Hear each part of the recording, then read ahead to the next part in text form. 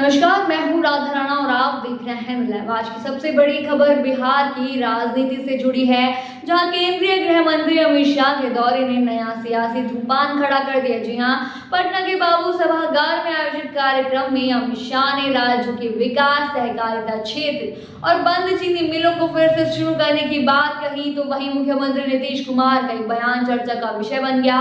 उन्होंने मन से कहा, हमसे गलती हुई कि हम 2 बार उधर चले गए, अब हमने तय कर लिया है कि यह कभी नहीं होगा।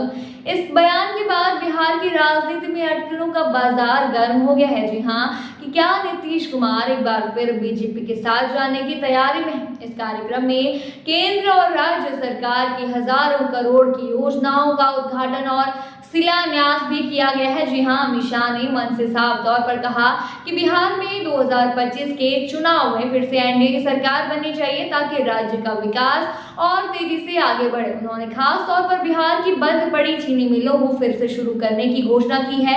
उनका कहना था कि बिहार में एक एक दाना न्यूनतम समर्थन मूल्य एमएसपी पर खरीदा जाएगा, ताकि किसानों को उनकी उपज का सही दाम मिल सके। जी हां, कार्यक्रम के दौरान अमित शाह ने लालू प्रसाद यादव और उनकी पार्टी पर तीखा हमला बोल दिया है। जी हां, उन्होंने कहा कि 1990 से 2005 तक बिहार जंगल राज के रूप में जाना गया है और उस दौरान सहकारिता क्षेत्र पूरी तरह से खत्म हो गया। जब नीतीश कुमार मुख्यमंत्री बने तो बिहार में सड़कें बनी, बिजली पहुंची और हर घर नल जल योजना के तहत पानी की आपूर्ति भी कम हुई।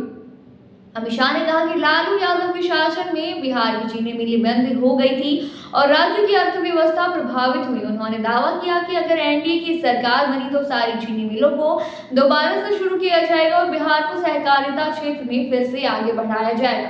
गृह मंत्री ने इस कार्यक्रम में प्रधानमंत्री मोदी की योजनाओं की भी चर्चा की है। जी हां, उन्होंने बताया कि मोदी सरकार ने अब तक 81 करोड़ परिवारों को 5 किलो मुफ्त अनाज दे दिया है। जी हां, 4 करोड़ लोगों को पक्के मकान दिए गए हैं और गरीबों को 5 लाख तक का मुफ्त इलाज मिला है। जी हां, उन्होंने कहा कि पिछले 75 सालों में किसी सरकार ने सहकारिता को मजबूत करने पर ध्यान नहीं दिया होगा, लेकिन मोदी सरकार ने इस दिशा में तेजी से काम करना शुरू कर दिया। जी हां, अमित शाह का कहना था कि बिहार की उपजाऊ जमीन और जल संसाधन को सही तरीके से उपयोग में लाकर सहकारिता क्षेत्र को और मजबूती दी जाएगी। अमित शाह ने अपने भाषण में यह भी कहा कि प्रधानमंत्री मोदी बिहार के विकास के लिए पूरी तरह से प्रतिबद्ध है। उन्होंने बताया कि बिहार में नई सड़कों, पुलों और बाढ़ नियंत्रण परियोजनाओं पर भी तेजी से काम किया जा रहा है। जी हां, उन्होंने कहा कि बिहार को आगे ले जाने के लिए बीजेपी सरकार की जरूरत है और जनता को 2025 में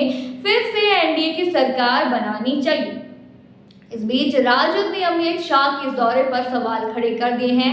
पटना में आरजेडी ने पोस्टर लगाए जिनमें लिखा था, तुम तो ठहरे परदेसी। ये साफ दर्शाता है कि बिहार की राजनीति में पोस्टर वार भी शुरू हो चुका है। विपक्ष का कहना है शाह सिर्फ चुनावी फायदे के लिए बिहार आए हैं, जबकि हकीकत में राज्य के किसान और मजदूरों को कोई फायदा नहीं हो रहा है। अमित शाह के दौरे को लेकर बिहार की सियासी हलचल तेज हो गई है। क्या नीतीश कुमार फिर से बीजेपी में लौटेंगे या एनडीए की सरकार बनने पर बिहार की चीनी मिलें दोबारा शुरू हो जाएंगी? और सबसे बड़ा सवाल, क्या 2025 में बिहार की राजनीति फिर से नया मोड़ लेगी?